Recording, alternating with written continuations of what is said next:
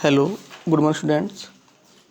We are reading chapter 2, which name is Force and Laws of Motion.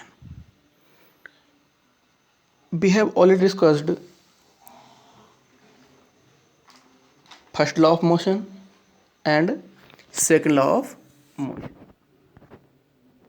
Today we will discuss third law of motion or law of action and reaction. आज हम गति का तीसरा नियम इसको हम law of action and reaction means क्रिया और प्रतिक्रिया का नियम भी कहते हैं। ठीक है, कई बार एग्जाम में ये लॉ ऑफ मोशन ना थर्ड लॉ ऑफ मोशन दे करके law of action and reaction के नाम से आ जाता है। तो आप दोनों को ध्यान रखेंगे, थर्ड लॉ ऑफ मोशन और law of action and reaction एक ही है। ठीक है, नाउ स्टार्ट।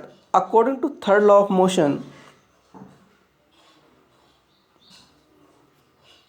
गति के तीसरे नियम के अनुसार when one object exerts a force on another object, गति के तीसरे नियम के अनुसार जब एक वस्तु दूसरी वस्तु पर बल लगाती है, the second object exerts a force back on the first, तो दूसरी वस्तु भी पहली वस्तु पर बल लगाती है। These two forces are always equal in magnitude but opposite in direction. ये दोनों बल हमेशा परिमाण में बराबर और दिशा में विपरीत होते हैं। These forces act on different objects. ये बल हमेशा डिफरेंट ऑब्जेक्ट मीन्स अलग अलग वस्तुओं पर लगते हैं।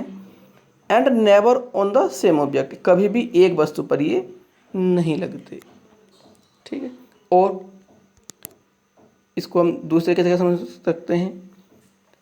Third law of motion, to every action there is an equal and opposite reaction and they act on two different bodies. गति के तीसरे नियम के अनुसार प्रत्येक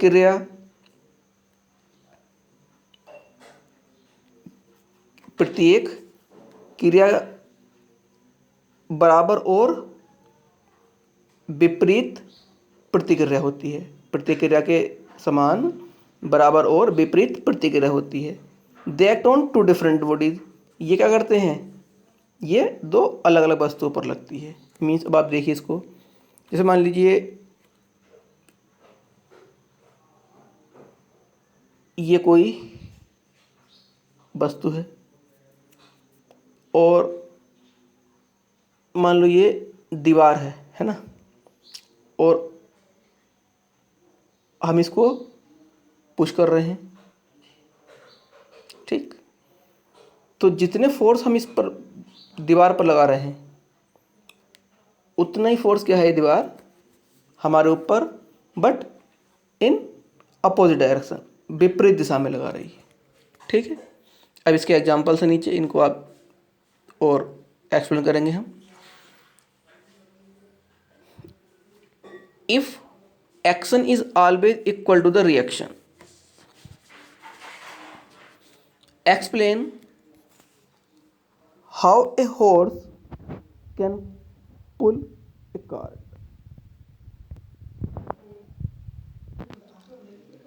मतलब यदि क्रिया सदैव प्रतिक्रिया के बराबर है तो स्पष्ट कीजिए कि घोड़ा गाड़ी कैसे खींच पाता है। ठीक, a horse pushes the ground in the backward direction, घोड़ा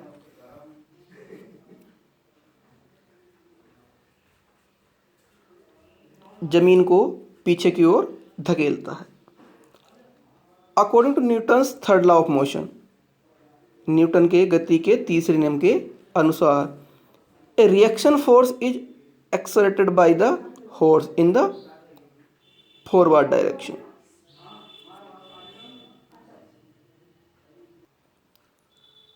न्यूटन के तीसरे नियम के अनुसार a reaction means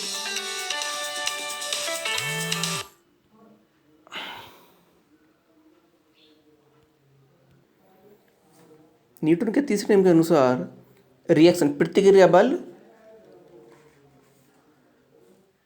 forward direction means घोड़े को आगे की दिशा में धकेलता है।